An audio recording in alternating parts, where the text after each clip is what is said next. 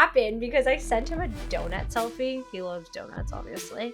I send him a donut selfie. He's like, I'm so done. I want you to be my girlfriend now. And I was like, you can't just demand.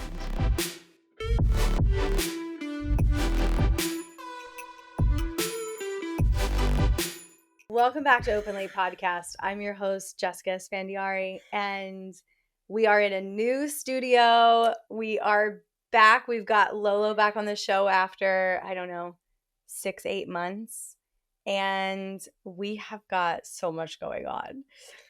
We've got life updates for you. We've got some asking for a friend questions that we're going to dive into, and I have not read any of these to you. No clue what's happening. She loves to be kind surprised. of nervous. She hates to be surprised. But we're going to dive right into it. Okay, so you are back. You don't live here anymore. You moved in with the love of your life, but back into your place, which he practically used to live at before, and things are all hunky-dory. You're nesting. I'm nesting. So much has changed. So crazy. I know. Yeah. Do you want to give like a brief overview of how you realized you were in love with Johnny, who's like one of our best friends that like we've been friends with forever? Yeah. How I realized I was in love with him. Well, there was this poking that kept happening throughout the year of like, oh, like, do you like Johnny? Like, Johnny, I'd be like extra happy whenever he would come stay with us. Oh, like internally you sensed it. Yeah. Remember, I even told you, I was like, I think I love Johnny. You're like, we all love Johnny. Yeah. I'm like, but also like you kind of have a habit of like dating friends. Yes. Yeah. So okay, I was like, I know. Leave Johnny alone. I know. Like, don't fuck over You're Johnny. right. I wasn't ready for that. I would have fucked it up. No, I realized when I came home from the holidays and I was like, what? Johnny looks different. I was like, you also got off birth control. Okay, which got off birth control. You feel like contributed to it, right? Yep, got off birth control. I was traveling. I was really connected with my body. So really just like dating myself, like paying attention to energy, how I felt around certain people. And I saw him and I was like, whoa. There was literally like this energetic pull that I felt. And I was like, he wants to kiss me right now. On New Year's, right? Yeah, I was like, he wants to kiss me. It's New Year's Eve. I want to kiss him. All of our friends are out. I want to kiss him back. I don't have the balls to do it. I made out with our other friend right before. I'm like, right in front of him. I'm not doing this. I'm not going to be the homie hopper. I'm not doing this. But you already are. I know.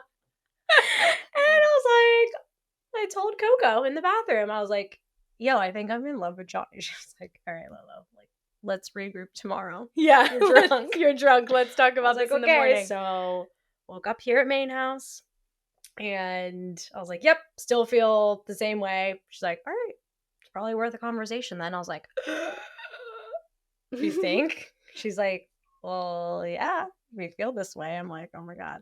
Okay. Yeah.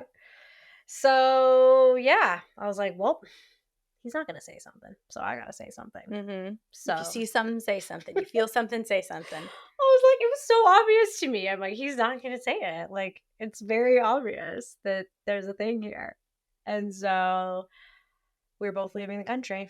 I was going to Aruba. He was going to Mexico. I didn't know when I was going to see him again. So I was like, I'm just literally going to drop the bomb on him. And he was staying at Shroomville. He was staying in Shroomville. But you were living here. I was living here. And I like refused to go over there. Oh, by the way, we had like a date over here. We had a coloring book date. You FaceTimed me from it. Yeah. Don't act like I don't know. It was so You awkward. FaceTimed me from your coloring date. So awkward. Because I didn't know what to talk you about. Sent me a video.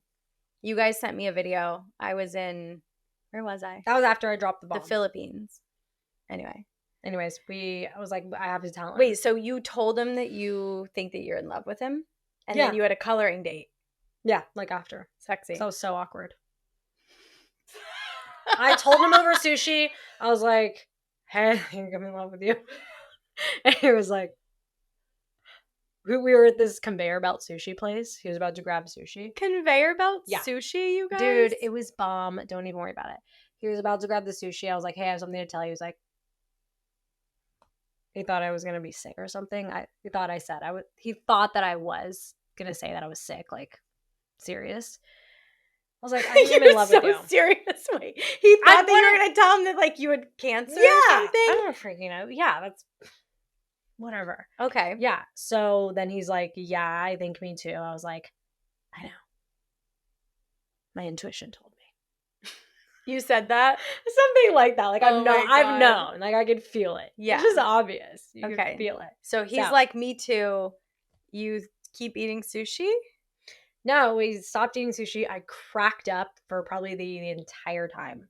Couldn't stop laughing because I felt relief, embarrassed and relief and just like a little girl. Mm-hmm. And like literally was just, I couldn't even get the words out. I was just like laughing so much. Yeah. So then what did he say? He was like, whoa, me too. And then I was like, I have no plan. I have no agenda. I just thought I should tell you this. Like, I don't know anything if we should be together or anything, but I just thought I should tell you this information. And he was like, not planning on being in any type of relationship. He's like traveling the world. He also like just got out. What, 2-year off and on. Yeah, he was in a relationship for like 5 months before, like dating other women right before me. And so he was just like, I just want to be single. I'm hitting the road. Yeah. Playing shows. Because he had like 9 months of travel planned. Yeah, so he had no plan on it. So you were like in love. Then what? Then we met in different countries. I was traveling. He was traveling. We did a long distance relationship. But when did you decide to be like together at the sushi date? I know, but like the people. January 26th. Oh, okay. Wait, really? Mm-hmm. I never knew that was the day. We were like, do you know that that's the anniversary of the date of me and my first boyfriend, Ken? And no. Yeah, we were together for like all of high school, some of college. It's my lucky number.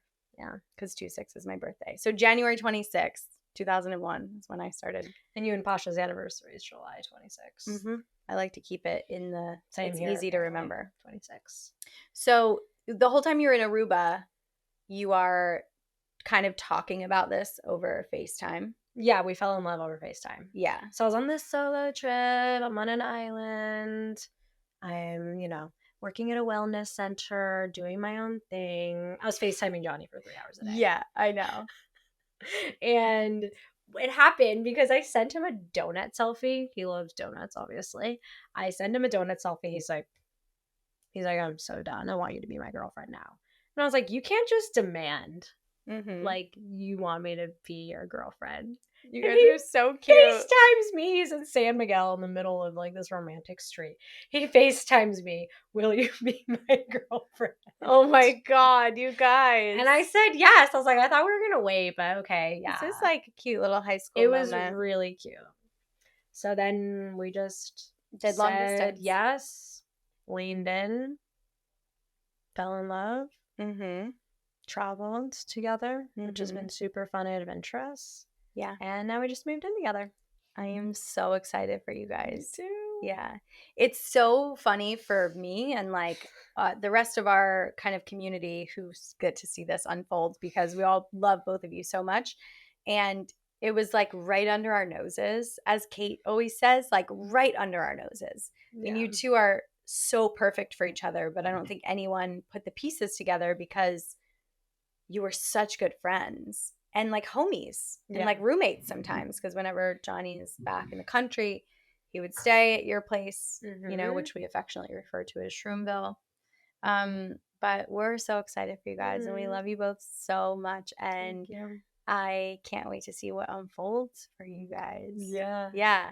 And, it's cool because Posh and I love Johnny so much and we care about you, obviously. And there's like no better man, I think, that I feel like I trust and I love to like be your partner. And it's fun. I'm sad you don't live here anymore, though. Yeah. Well, I mean, still have the room. You do. But I imagine that once clothes in the drawer, the twins come, you're probably not going to want to sleep here anymore. I'm going to come over. Sleepless nights? Do you want to do nights with me? Oh, right. Midnight feedings, 3 a.m. Yeah, feedings, I got to prep for what mom life is like. Yeah. I'm not going to be a mom anytime soon. Are you sure? Yes. You're not currently pregnant? No. Okay. I just got off my period. Oh, damn. I'm secretly wishing pregnancy I'm not. upon her. It's like those memes you see, like, with the moms of the babies. Like, are you sure you don't want one? Like, Yeah. I know. It'd just be so great. Our kids could be best friends. They I'm will gonna be anyway. the best but auntie. yeah. They need aunties and Yeah. uncle Mm-hmm. to play and party with. So Yeah. I'm gonna be that. Yeah. Yeah. So what's new with you? I mean, my boobs. Have you seen Poppin'. them? They're like, I started pumping, which people actually probably don't know this because I haven't really talked about it on the show, but we have a surrogate, obviously, and in that process, I decided I was going to attempt to induce lactation, which you can do. Like anyone could actually do it. Well, anybody with boobs. So you can take birth control to make your body think it's pregnant, and it gives you all the hormones that a pregnant woman would have. So I started that when we went to Africa, and I've been on this and another hormone called domperidone, which increases your progesterone. And my tits are huge, right? Yeah, it's pretty great.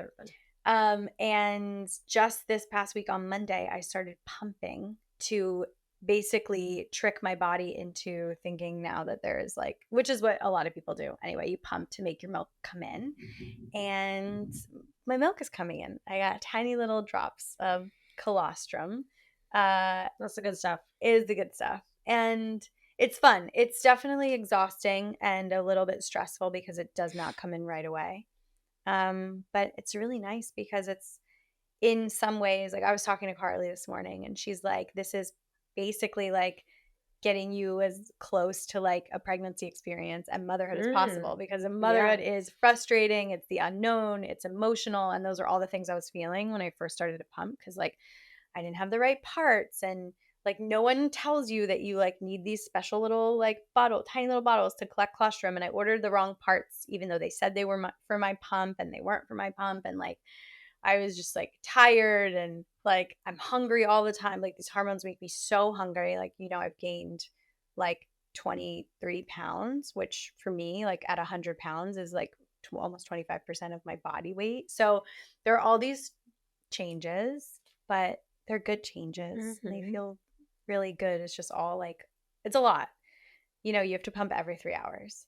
So like, overnight too. So I'm already doing my overnights. But the cool thing is when the kids come, I'll be like, oh, I got this because I've already been doing it. So that's what's new. And we turned, the open late recording studio into the nursery, which if you didn't catch the fact, Pasha's office. But yeah, that's really it. Just prepping for babies. Yeah, you're prepping your body, your temple, your space for the babies. Yeah. Yeah, and it's beautiful that, you are experiencing somewhat of what mothers feel like when they're pregnant, and it's not always comfortable. Yeah. And it's also not forever. And you're doing this for the babies. I know. I can't wait to feed them. Yeah. It's going to be such a beautiful bonding moment. Breastfeed twins at the same time. Like, that's why you have two tits. This happens. Yeah. That's the naked photo shoots we'll be doing. Yeah, people ask about naked photo shoots. We're just going to basically be like with our newborns and my boobs out all the time. Yeah. You can be like strong woman. Yeah. People ask me all the time, and we're going to get into asking for a friend right now, but people ask me like, oh, what's like Lolo's involvement going to be? And, just basically coming off of our dynamic. And, you're in this new relationship, which is monogamous, and now Pasha and I are having twins. And I'm like, Lolo's going to be here every day. Yeah. And my kids will know that we like had a former relationship, I'm sure. I mean, that's not anything I'm ever going to hide from my kids. And I shouldn't say former relationship. We still have a relationship. I mean, like, my kids are definitely going to like have Auntie Lolo in their lives all the time. Yeah. Yeah. I'm excited. They're going to be like, why do you kiss Auntie Lolo in the mouth? They'll probably never know. They'll probably never realize. But, Yeah. That's so beautiful. Yeah. Can't wait for the little babies to come out. Yeah. I know. Is there anything else we need to cover before we get into asking for a friend? There's one question that people asked a lot.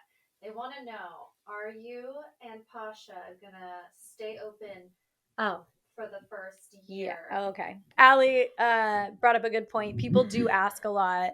If you didn't hear her, like if Pasha and I are going to remain open. And I feel like I've addressed this question like on other people's shows and stuff, but for the record, we are remaining open. We are not closing our relationship just because we're having kids. Now, we are realistic people, very realistic in the fact that we know that we'll have very little time, like for outside sexcapades, as much as we might want to. However, if the opportunity arises, we would 100% take it. And I think we would both be happy for the other person. Or maybe there's an experience that happens for us together, which that would be probably a lot less likely because somebody needs to be with the kids. And so if I could see something happening, it would be like if Pasha goes on a business trip, or like if I go on a girls trip or something. You know, I always have great luck on girls trips. I'm always getting laid on girls trips. I like had this such a hot experience happen when we were in Africa, in Tanzania and then Zanzibar. She literally like just says, "This is what I want. I want this hot guy to show up," and he literally just I like described him too, like what he would look like and how he would be. Anyway, so I feel like because for us, it's such a fulfilling aspect of our relationship and our lives. Like I love when Pasha gets laid by like somebody new, you know? Yeah, we all do. I love hearing about it. And I think that it will ultimately make us better parents because it infuses like so much sort of new energy into us, and it makes us want to connect on a deeper level. Like I love seeing him happy and fulfilled, and he loves that for me too. So I think if anything, it will probably be maybe previous partners. Like we were talking about somebody today where I was like, this would be easy and I already know this person. So something like that would be convenient and time efficient because they're understanding for us as parents. Someone who's understanding of what is going on in your life right now. Yeah, that I'm a new mama. Somebody that's okay with leaking milk. Damn, they might get some milk squirt in their face. Seriously. This just squirts right out. Okay. Thank you for the question, Allie. Let's get into the rest of these questions because we are asking for a friend. All right, let's do it. So, here we go. My partner has a history with daddy dom little girl dynamics, including one that was active when we met and ended a few months later due to her moving away. This dynamic really sparks a strong negative somatic response in me when I hear people talk about it or maybe see it on FetLife. You know what FetLife is, right? It's basically like Facebook for kink and like open exploration.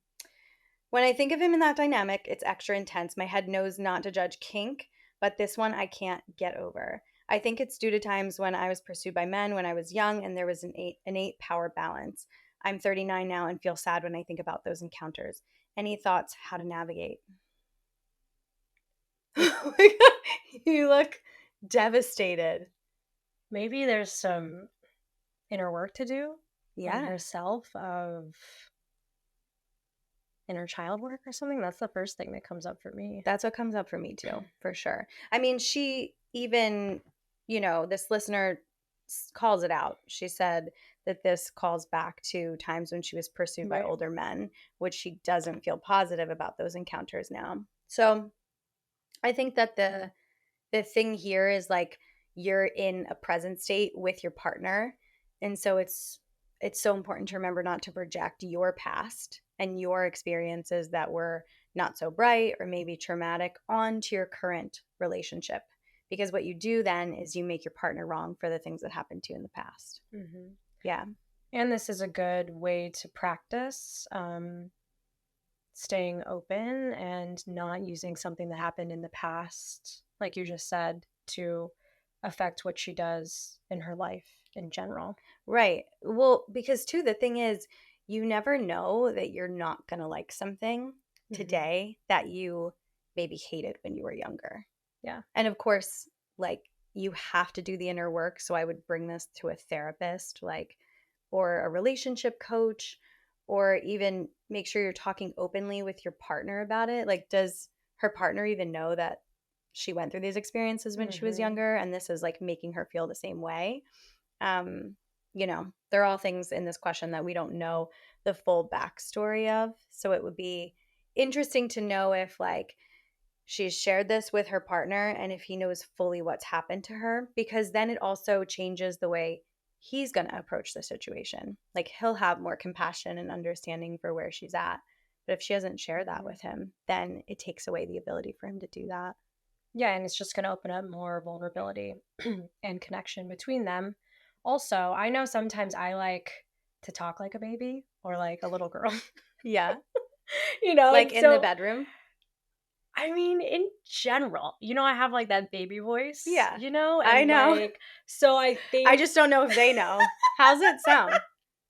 Oh my God. Like, do the baby voice for them.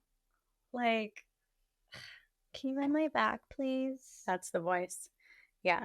So for me, you know, if I was going to play that role, maybe I would drop into the fact that sometimes I joke around like that or I talk like that. And so when it comes to role playing, for me, it's more of like the commitment and the experience to have with my partner.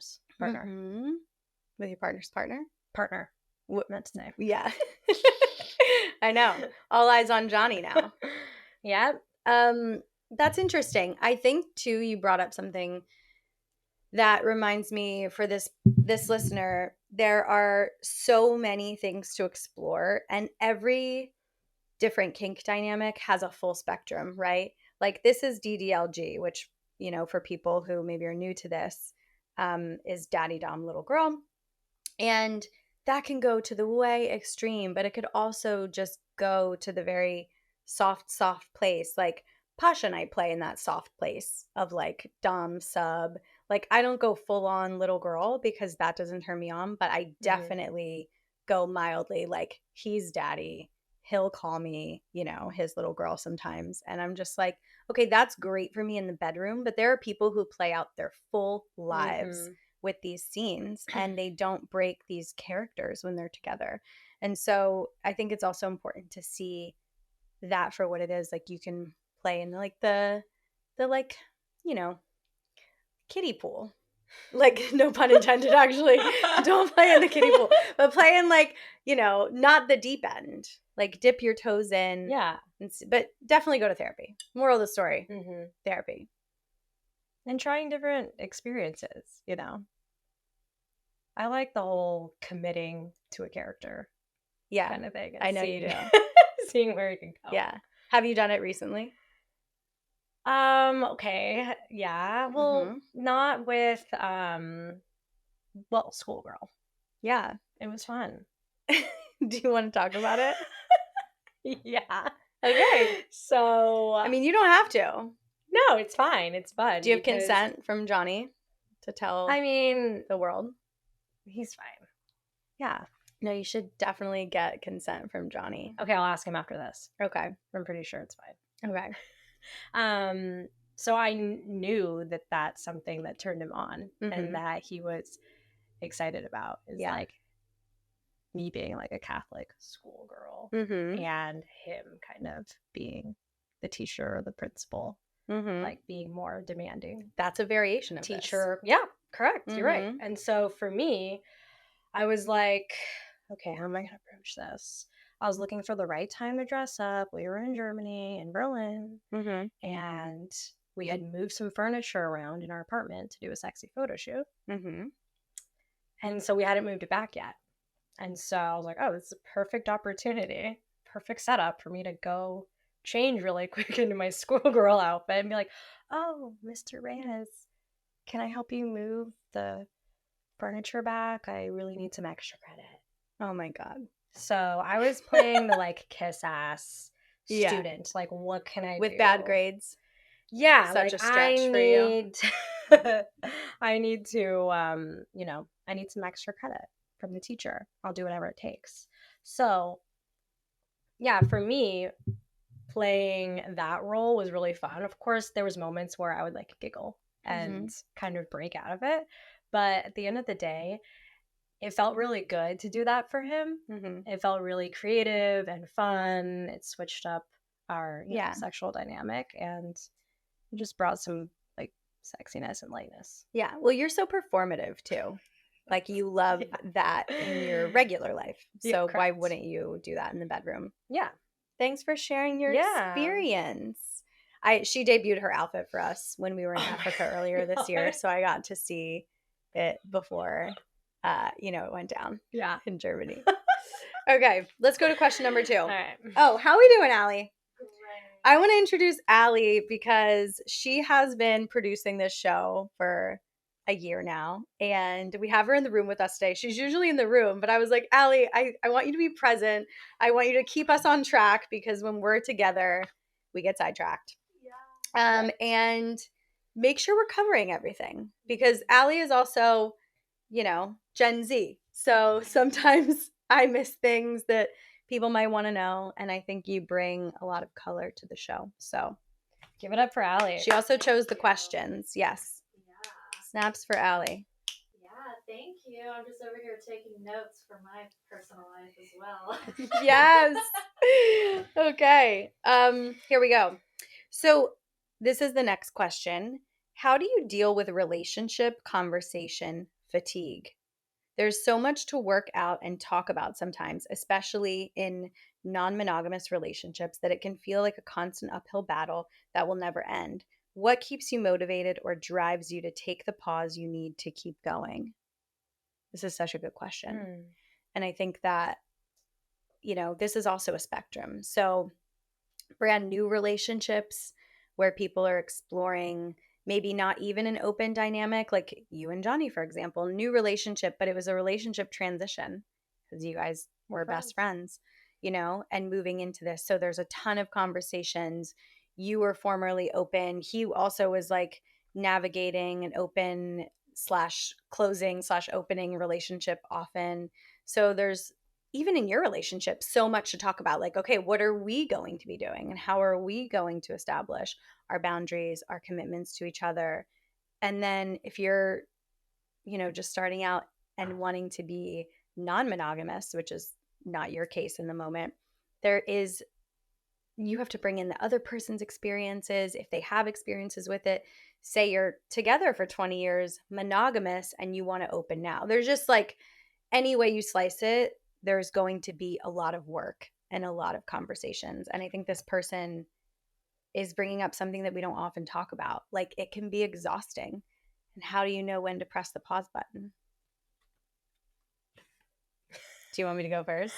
I have a lot of thoughts. Yes, please. So I think that like anything else in life, like think about work, like work fatigue. You can't just bang your head against the wall over and over with something that you're not making any progress on. Whereas if you are making progress and you're taking things in stride and new doorways and windows are opening up, that feels really good and keeps you motivated. But if things aren't working out, that is such a good time you feel yourself getting fatigued to take a pause.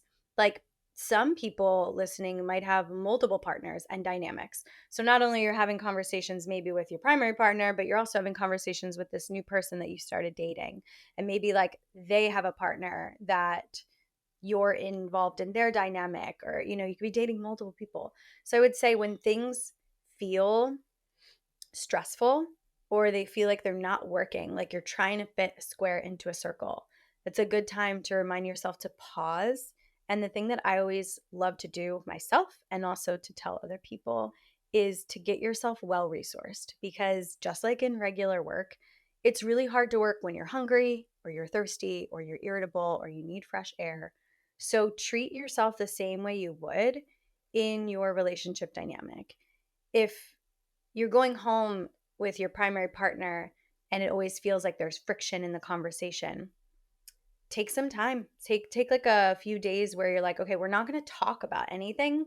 We're just going to cohabitate and we're going to enjoy each other's company. Or take like a press pause and go out on a date where you're not talking about anything in your dynamic or anything about anybody new, but your full intention is just to enjoy each other's company, like in that time.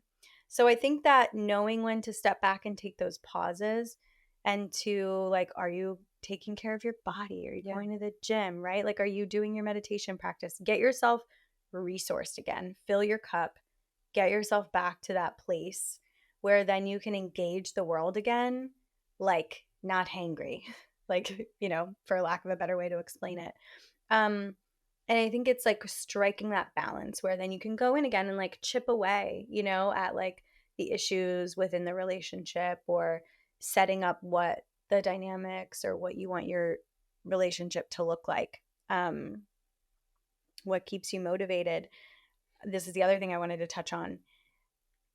A good relationship with promise, or a partner that's showing up and also doing the work, keeps me motivated. Mm-hmm. But like, if you notice that the other person isn't engaging the way that you are in this healthy way, then I'm unmotivated to like keep doing anything about it. And I don't want to have the conversations if it feels hard, you know? And that's when I would think, okay, maybe this isn't going to work out, or this is a good time to move on from this. But hopefully this person has a good partner that is also doing the work, and you know how to sort of balance that out, right? Yeah, I agree with what you just said with doing the work. Mm-hmm. You know, like your other person, your partner is taking care of themselves. They're growing or constantly putting out good energy for themselves, for the world, for you. Mm-hmm. And yeah, doing your own personal self-care. Like Yeah. literally not using your phone one day and just going on a walk for 20 minutes Mm-hmm. first thing in the morning is very powerful for me. And Yeah. like I just feelings start to come out, and like I'm like dropping into this place of gratitude. It feels like I'm really like clearing out a lot of space to be able to have conversations with loved ones, or Yeah. even hard conversations. And also at the end of the day, when it comes down to it, is I look at it as like when you're in partnership, you're in this love temple together, and you're both adding in like love deposits into the love bank, you know? I And love so that. like these type of conversations that can feel hard, it's like, okay, like how am I going to show up so that my partner, I can receive my partner, they can receive me, and we can just put in a nice love deposit in the love bank, you know? Mm-hmm. So, because at the end of the day, if we're ride or die, if we're in love, if we're married, you know, like Mm-hmm. this is, I choose you. Yeah. So we need to, yeah, shift how we show up if we're coming with fatigue to Yeah. conversations. You know what you just made me think of too? It's like how you do one thing is how you do anything. And so like a practice that I would always do when, you know, I was coaching is like, you don't need to have the word relationship in front of it. It's like, how do you deal with fatigue? Period. If you're fatigued in one area of your life, like look at all the other areas of your life and strategize the same way you would, like I said earlier, like work fatigue, or when your muscles are fatigued from working out, like you take a step back and take care of yourself. You do Period. yoga, or maybe you just walk. Yeah. And it's like, if your relationship is causing that level of fatigue, like it's a signal from your body and your brain that that engagement is too much for you at the moment. And this is what I kind of wanted to say, it reminds me of Irene Morning's book, The Polyamory Paradox, where she talks about the window of tolerance. It's like you can be growing, and within your window of tolerance where like things are uncomfortable, you're a little triggered, but it's like a way for you to grow. But the moment you go outside of your window of tolerance into like a high stress state, you could do more harm than good. And it's the same with fatigue in your body. Like you can stress out your adrenals, for example, when we're talking about the body, and that's like really hard to recover from. So I would just caution to this listener and anyone who this is resonating with, like if you're experiencing fatigue, like pause and go take care of yourself. Don't keep pushing through. You're going to do more harm than good. Well said. Yeah. Okay. Should we move on? Mm-hmm. You liking these questions? Yeah, these are fun. Yeah. Okay. My partner and I were primaries, talking marriage and kids before he lost his job and started dating someone new. With this change, the hierarchy and future planning also went out the window. How do I get over something like this? I'm terrified to continue to be polyamorous and fall in love and trust people now. This situation completely destroyed my relationship. Oof, that's tough. Heal yourself. Take time. Feel it, heal it, cleanse it. Yeah. Like, Lolo's like, date yourself hardcore. Mm-hmm. You know?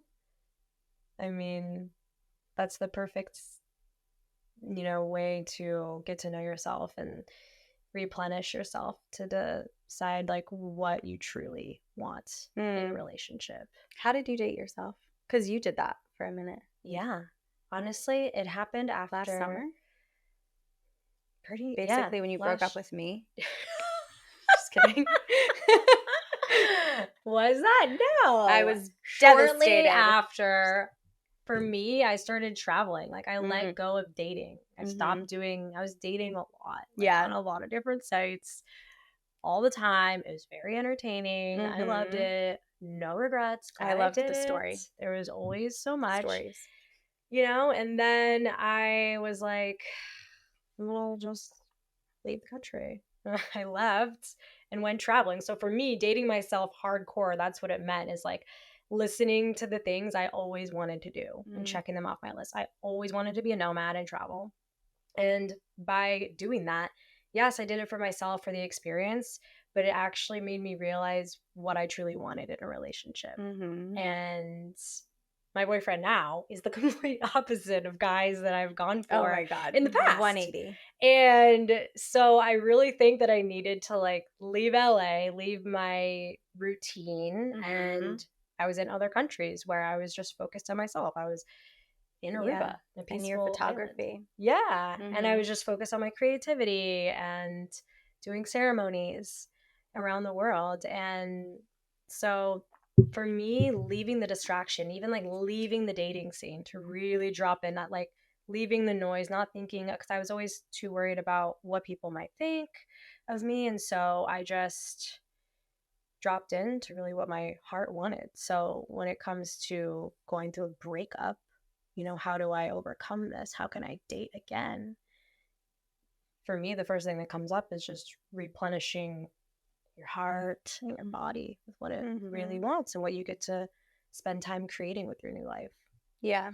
And then love of your life comes through. I love it.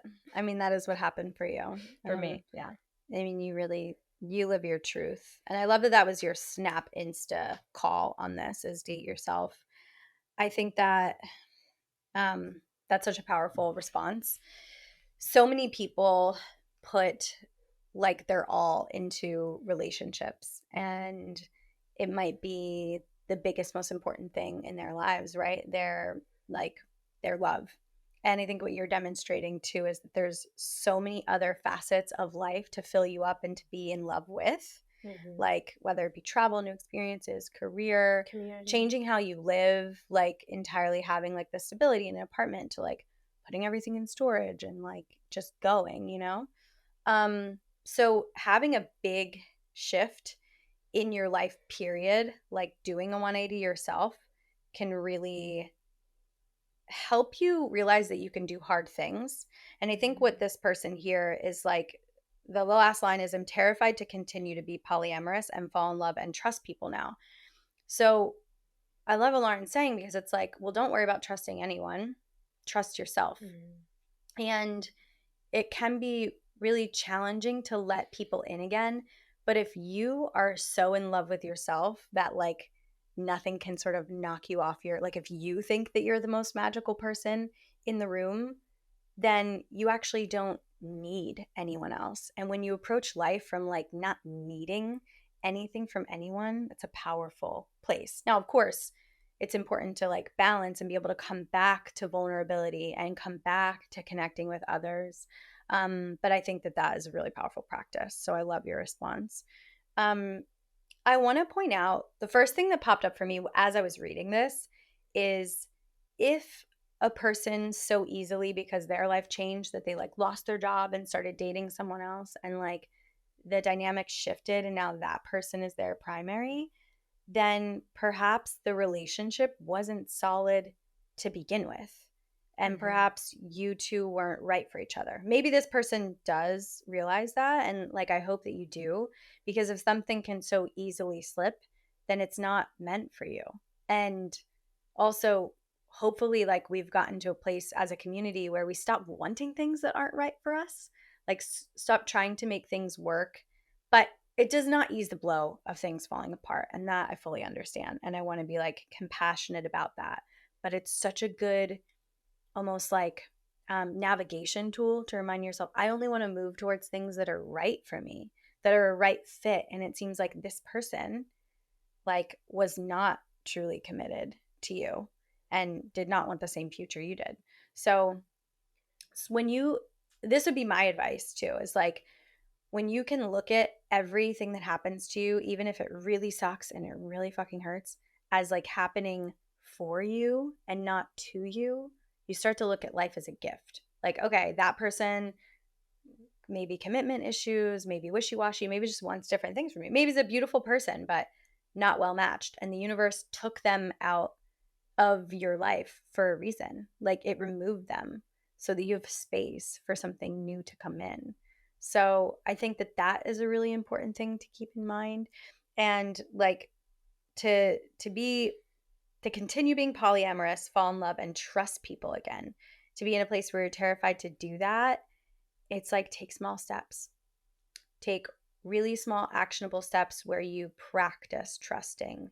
Maybe it's just friends and family. Maybe it's like asking for help and support from your friends and saying like, I'm in a really like low place. Like, how do I do this? And, you know, maybe polyamory, the other thing is like polyamory might not be right for you. I was just going to say that. You know, if it's really hard to lose partners and have people come in and out of your life, this also might not be the right dynamic. If, you know, I would say don't write it off just because of one bad experience, because as we all know, like relationships are a spectrum, and you could meet the person who's going to practice, you know, non-monogamy with you in a way that like you love, and that feels really good, and that feels healthy, and that you can trust them, and they're great communicators. So I mean, there's a whole slew of ways to approach this, and I think that you made a great point. And I would just say to remember that everything that happens for you is a blessing, and the universe is probably like, I'm going to remove this red flag person, put them over here so that your like real love or loves can come in. So yeah, and just one more comment. That being polyamorous, like for my experience, literally fell into my lap with you and Pasha. It wasn't something that I was ever planning to do. And for me, it's not something, or the only way that I will do it is if I feel completely safe with my partners. And so I felt so safe to explore that with you and Pasha. And now in my relationship, it's like we practice the principles of polyamory. We're not sexually seeing anybody else, but we're very like, we have so many other relationships. For the first 7 months of our life, it was long distance. So I feel like we really practice that. So just like any other relationships, it's going to be the right person that makes you feel safe to be able to explore and that over communicates. So yeah, a quality person is going to create safety in your relationship, whether they are with someone else as a primary or not, actually, which was exactly what happened between us. Like, and we never really used like the term primary, but I mean, Pasha and I are married, and you came into our lives, what, 6 years into our relationship. And so even though like I am his, you know, maybe first priority, and he has this commitment to me by law, we're in this marriage, he created so much safety for you. And you know, you've said this before on the podcast, but like never made you feel like you were second or there was this like hierarchy. So this is just a bad match, by the way. Yeah, there's experience. Fuck this person. Yeah, there's experiences that you can have that Too much, Allie. There could be you can find yourself an experience like me, Pasha, and Jess had, and it was like so magical and it was so perfect. So just know that it's out there. Yeah. All right. last question. This one is like a paragraph. Oh, okay. Okay. It's like, is it dirty? I don't know. I didn't pre-read these either, actually. I kind of skimmed them like when we were supposed to record last week, but then you got sick. So I think I looked them over. Okay. Do you want it to be dirty? I don't know, maybe. There were some dirty questions that, you know what, maybe we should. Oh, this is the second to last question. Sorry. But people did, I put a thing on Instagram, like a chat box, like, do you have any questions? Lauren and I are going to record. The only questions we got are, when are we going to have sex again? Or are we still having sex? When are we doing a naked photo shoot? And then like a friend of ours, somebody that we know, was like, can I be in your dynamic with you two? Basically wants like a lesbian threesome. Oh, wow. Yeah. Yeah. Wow. Okay. Yeah. So we're not answering any of these questions. Well, do you think we'll definitely do naked photo shoots in the 100%. future? That's never going to go away. Do you think we'll ever have sex again? Who knows what the future holds? I know. Right? I mean, can't maybe say. we will. Who knows? I mean, I don't know. As of now, I'm super monogamous. Yeah, I know that. But like, 10 years down the line, when I look like a granny. Well, we're both looking like grannies. I can't wait to ask Johnny grannies. if he thinks that we'll ever have sex again, me and you. He's probably going to be like, yeah. I have no idea what he'll say. I don't think we will, actually. I'm just being funny. I'm just doing a bit for my show. Okay. I'm a husband trying to navigate non-monogamy with my wife. We don't see eye to eye on the subject, and it feels like we're stuck. We have explored some aspects of swinging and ethical non-monogamy, but my wife does not want to explore anymore. She's tried some things that I haven't been allowed to. I enjoy watching her have sex, but I also want some new experiences that I'm not allowed to get. Instead, she's going through my phone and questioning my fidelity. How do I tell her that I need something more than lay on your back sex at a minimum? I feel like I want more variety of connections, new and different experiences. I'd like to open our relationship for new partners and experiences for both of us so we can grow individually and together. I love and care for her, but do I have to sacrifice my desires? We've been to therapy and she knows how I feel, but kind of just does nothing unless I raise the issue. And then it's awkward and she tries to shut it down. So we go back to the business/partnership and our sex life is not really existent. What to do? Thanks. This is so tough. You want to take the lead? Yeah. Yeah. My heart goes out to this person, and it's not just because it's this person. We get this kind of thing a lot, like on the show, and like a lot of the DMs on Instagram over the years have been this very thing. And I've talked about it, but in like on different shows with different topics. And I just feel like so many people are living this exact life where the sex really isn't there. Relationships, especially like long-term monogamous ones, tend to slide into a partnership or a business-like dynamic, right? Where you're like maybe running a household together, or you have kids, and people feel like they're living these like half versions of themselves because they're not fully expressed in their sex life or in their connections. Maybe it's not even sex, but it sounds like from this person's experience, and I'm going to guess that it's a man just because of statistics. Like, I mean, it could be a woman with a wife, but it could be anybody with a wife. But we'll just say that it's a dude. And I feel like he, has tried and has shared that he just wants to experience his like connections with other people too. And when you're craving that, it's because there's a part of yourself that hasn't been accessed in a while, that you haven't brought out to play. It's like there's a part of yourself that's inside that's like slowly dying, or like just has been kind of in a dark corner for a while, like getting dusty. And that's the crazy thing about non-monogamy. It's like not about the other person, this new person. A lot of people think it is. Oh, I have such a great connection with this new person. It's like, oh, no, this new person brings out a side of you that you love, that you haven't experienced in a while, right? And so I think that like on a macro level, we just like live in a society and a country, right? And a culture that is geared towards monogamy, where people think that that is the norm. And so it's really hard for people to break out of the box. And it's hard for the wife because non-monogamy is still so taboo and probably feels so foreign to her and doesn't feel safe. Doesn't feel like that's why she's going through your phone. That's why she is accusing, you of infidelity, because there hasn't been enough safety created in the relationship for her to like let her guard down and let those walls down. I mean, the other thing is maybe it's just not the right fit for her. And so I think, working that out with a therapist or coach. I mean, I know we always go back to this, but that would be number one. And if, this is something that you have brought up multiple times and nothing is happening, or like it sounds like because your wife gets rather shut down and it gets awkward and then she kind of like shoves it under the rug, it sounds like it's not even landing with her, like she's not hearing you and what you need. So I think bringing the vulnerability to the conversation and like letting her know that there are sides of you that you want to express and that you haven't been able to. And if all else fails, this might not be the right partnership for you, as sad as it is to say.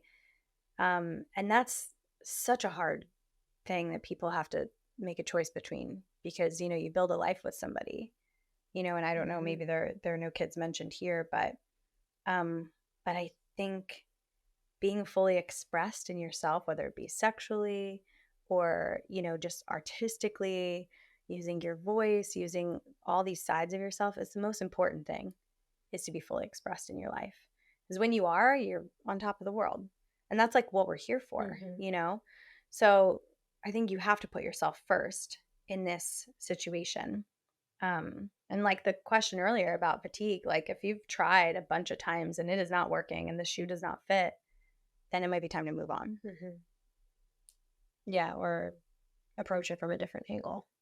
Like you said, vulnerability, and expressing how important it is, but like really dropping into like the feeling you want to feel, and even comparing it to like a feeling that you felt maybe when you were a child or something, like that you haven't felt in a long time.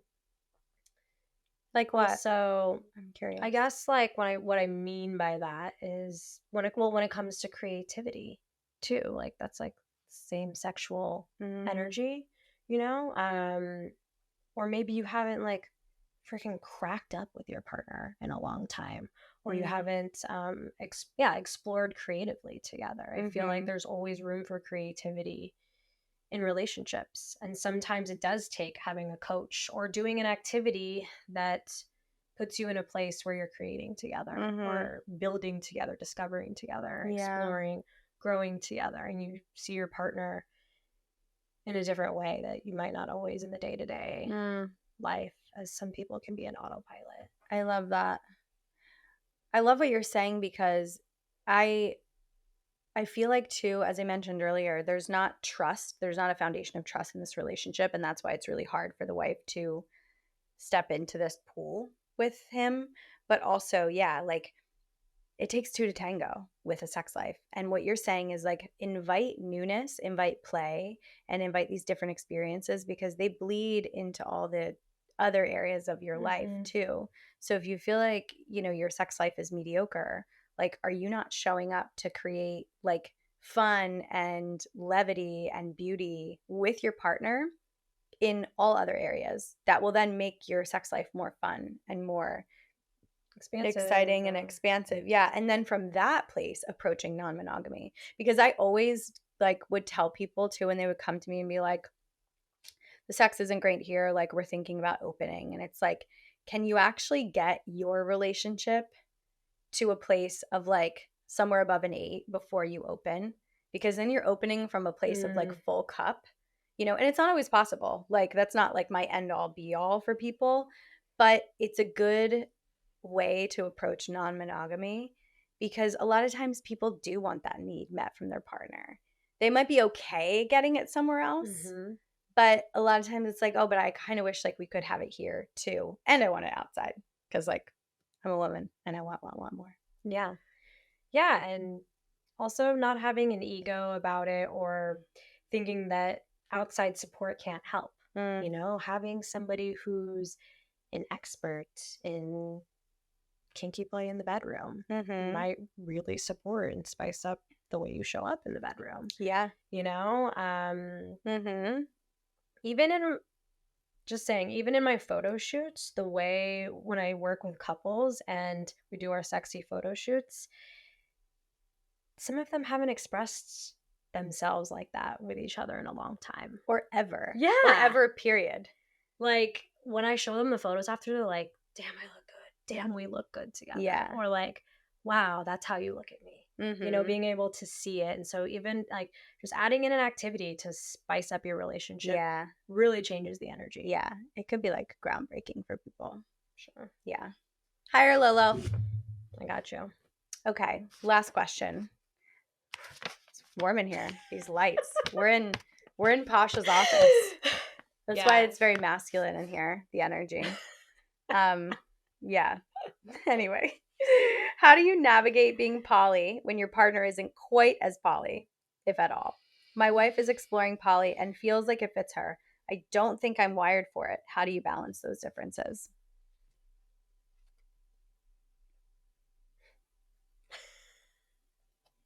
What? How would you do it?